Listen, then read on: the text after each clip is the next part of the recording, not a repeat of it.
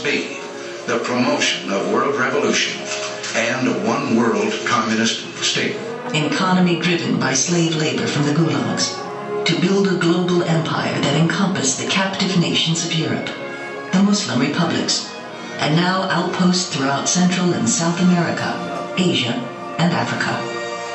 And as long as they at the same time have openly and publicly declared that the only morality they recognize is what will further their cause, meaning they reserve unto themselves the right to commit any crime, to lie, to cheat, in order to attain that, and that is moral, not immoral. And we operate on a different set of standards.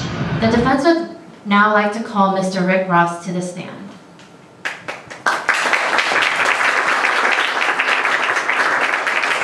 Mr. Rick Ross is a prominent figure who is involved in the trafficking of cocaine in the 1980s in LA. He is one of those who, it can be argued, that he benefited from his job and has great insights into the crack epidemic in LA. Mr. Ross, please tell us a little bit about your background as someone who is very much involved in the drug trade in LA and how your experiences have benefited you. Well, I grew up in South Central Los Angeles. Can we get the mic one second? We got to hear you, Ricky. Okay. I grew up in South Central Los Angeles. For some reason, I never learned how to read or write until I was 28 years old. My opportunities looked at blink.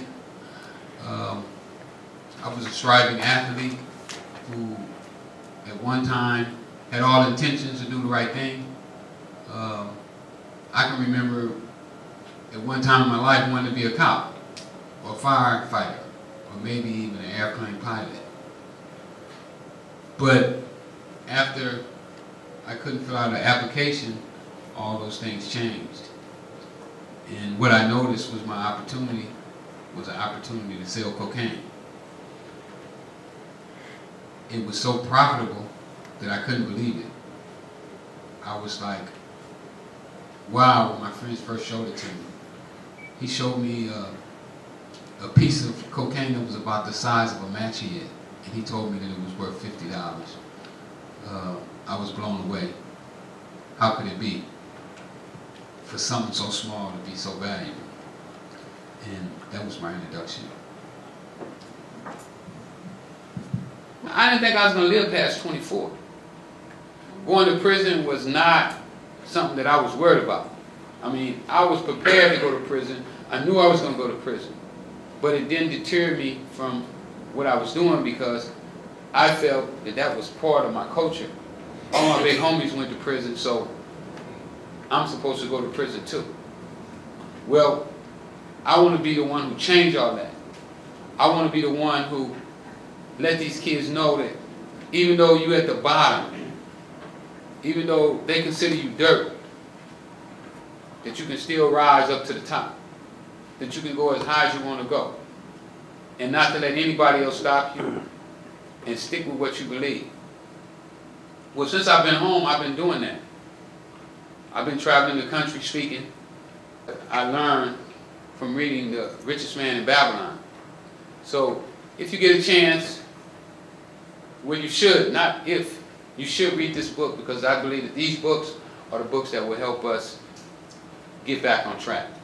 So, Ricky, thank you so much. We know you have Pour in the Morning and you took your time on a night where we understand what you're having to deal with tomorrow morning. I want to just sum up with, you were tried, not the CIA. Absolutely. And I can tell you what they said about the CIA, because I use that in my argument. I can tell you real quick. Well, what I did is I argued that the CIA, that I shouldn't be prosecuted if I got my drugs from the government. How can the government give me my drugs and prosecute me for selling my drugs? Their argument was that the government was not on trial, that I was, and they didn't care who I got my drugs from, that I was a drug dealer, and that I should go to prison. And then now, just one more summing up. Now, you have not only made a huge transition, now you're actually doing the work, you're committed to the youth, and this total change in your reality and what you're contributing. And the reason you're going to court tomorrow is because technically you're not allowed to do the work that needs to be done because of the way the laws are. And so where Absolutely. you'd be most effective and where you're needed, you're not allowed to serve, right? Absolutely. I think that I can relate better to guys in prison than I can to anybody else in the world. I spent my last 20 years with guys that was in prison. I know how they think, I know what they eat, I know what they go through. So I feel that my most effectiveness would be working with guys in prison. I've been trying to get to where I can visit the prisons and talk to the guys. And the juvenile halls especially. And the juvenile halls. They allowed me to go to juvenile hall, a few juvenile halls. But that's why I feel that my service would be best served, because I can tell those guys how they should be doing their time and how they should be preparing when they get on the streets.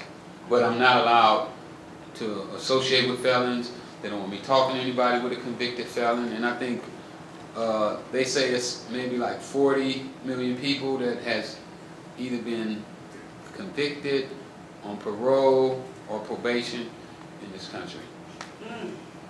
Thank you so much. Thank you all for your time.